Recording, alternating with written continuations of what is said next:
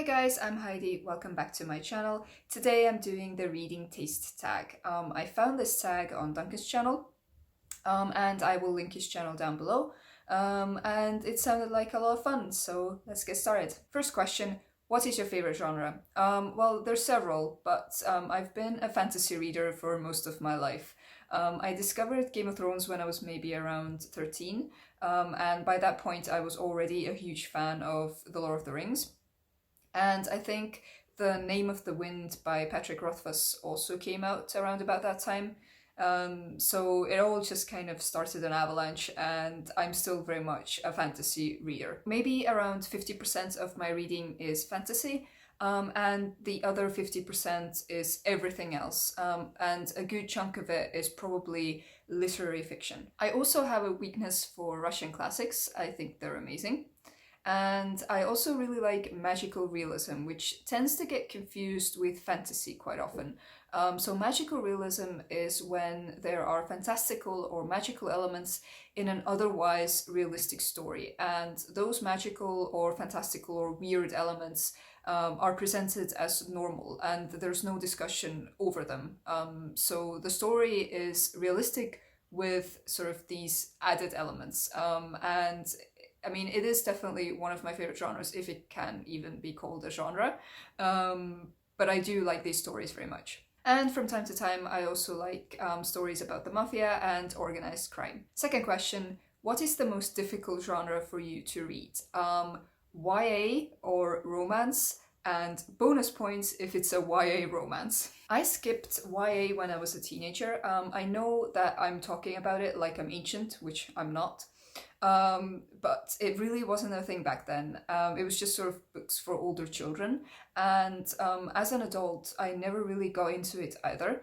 And nowadays, I just find it really difficult to relate to teenage characters. I don't mind coming of age stories if they're done well, but a lot of the time I just can't be bothered reading about teenage angst and all the love stories, and a lot of the time I also find that YA books aren't particularly well written, which is usually the most annoying thing for me, actually. A book can obviously be good regardless of what age range it's meant for, but so far I haven't really had much luck with YA books, and I just haven't been that impressed with the YA books that I have read. I do pick up YA books occasionally, but it's definitely not my favorite genre. And romance, well, I know that romance is good for just binging in one day, but I haven't really found any that I've liked, with maybe one or two exceptions.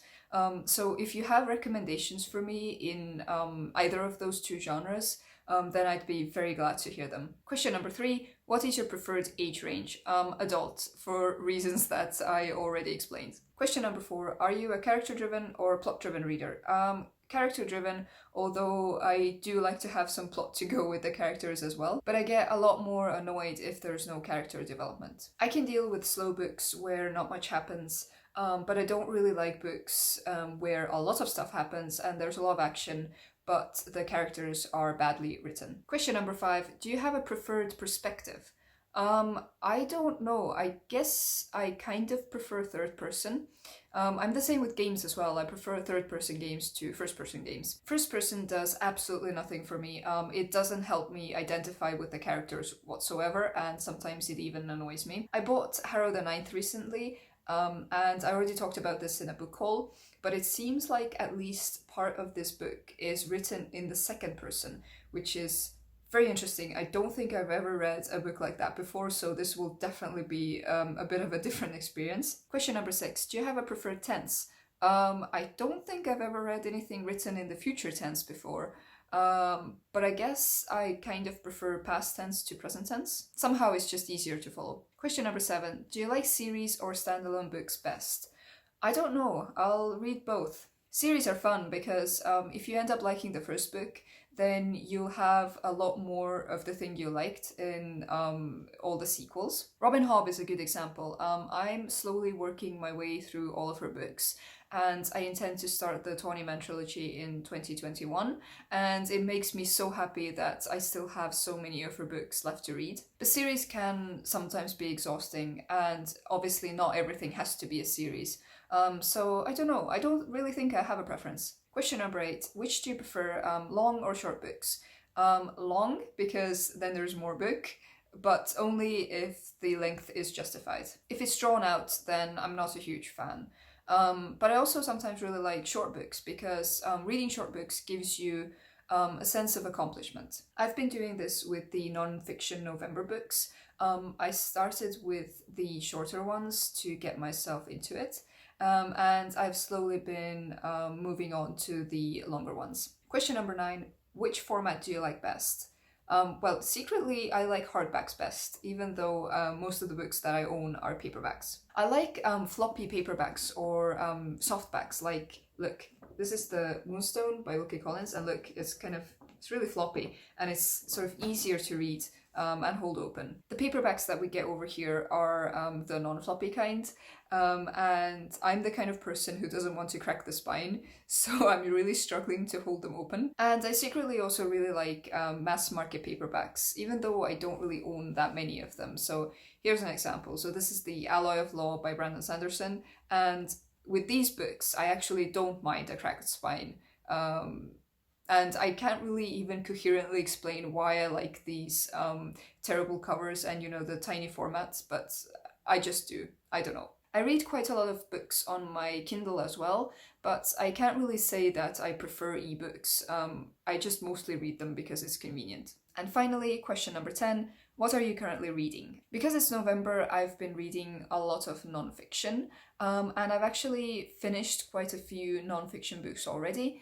And I think I will be doing my November wrap-up in 2 parts because I have quite a lot to say about some of them. So part 1 will be going up very soon. I finished reading It's the World's Birthday Today by Flake maybe 20 minutes ago, so I'm not reading that one anymore, but I am reading Packing for Mars by Roach, which is the book club pick for the Genre Raiders book club for November. And I don't really have that much to say about this yet because I'm only around 3 or 4 chapters in, but I've been liking it so far. It's got a really sort of fun and chatty style. It's not terribly science heavy, although I think I expected it to be a bit more sciencey, but maybe the science will show up later in the book. So we'll see. I'm also currently reading SPQR by Peipsiveer. It's the history of ancient Rome, and I don't really have that much to say about this one either. I'm not that far into it, but I will definitely be talking about this in a wrap-up. So far, I think it's been very well written, and it's also totally fascinating, and it is a time period that I don't know that much about, so I'm really happy to be able to educate myself on this. I'm also reading a book in Estonian, and it's also non-fiction, and this is Minu Peipsiveer by Raul Oreškin. So this is a travel book, and it's part of a series of travel books that are super popular in Estonia. They're written by people who have been living abroad, and these people talk about their experiences living in these foreign countries. But in recent years, it's also become quite popular to write about places in Estonia.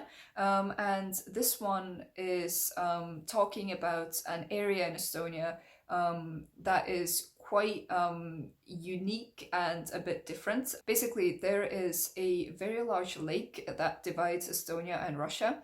And on the Estonian side, there are people who live in villages along the coast of that lake. And they have a very unique and different culture. This person who wrote this book bought a house in one of those villages, and he opened an art gallery, and he talks about his experiences sort of just living there and interacting with the community. It's quite entertaining, and it's been quite well written. None of these books in this series, I think there's well over 100 of them.